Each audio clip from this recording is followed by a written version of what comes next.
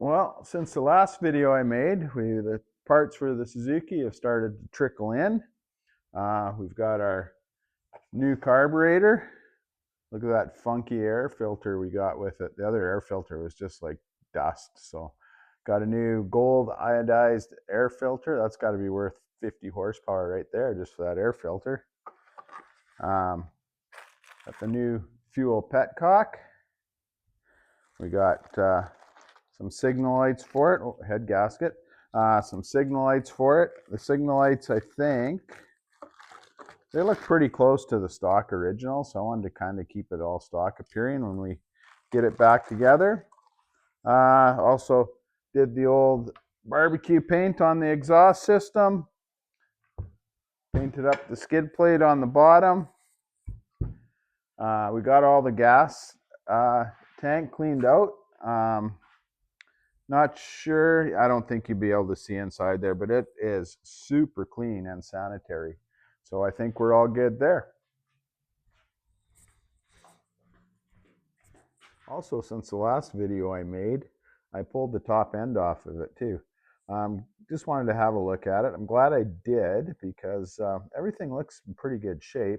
In fact, the piston, I don't know if you can see it, you should be able to see it.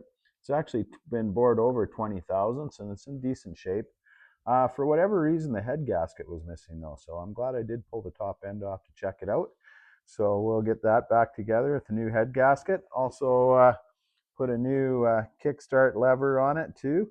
The other one was kind of broken and been welded up and was crashing into the pipe. So this one swings out nice and wide, should clear the pipe okay. So yeah, that was another new part for it that came in. Got it ready to fire up. Got a little bit of two-stroke weed trimmer IV run to the carb because I haven't got the oil injection lines hooked up yet, so I just want to be sure. So we got a little bit of premix in it. Full disclosure, I've already started it once already, so it should fire right off. We'll give her a shot.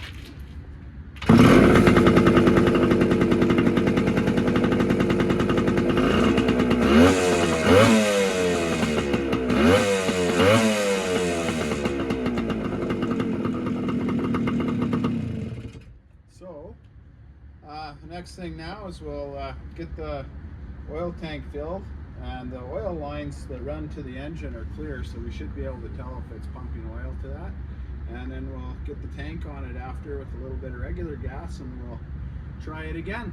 So yeah, everything's coming along good. The carburetor works fairly well. When I put it on yesterday, it was leaking fuel everywhere because the float level, it had it set way too high. So all it was a float level adjustment, and it seems to work pretty good. So I was hoping to conclude this video with a picture of the bike running with the tank and everything on it, but the day kind of got away from me, so I guess we'll have to save that for another video, probably in another week or so. The one thing I did want to clarify is what earlier I mentioned that it didn't have a head gasket on it.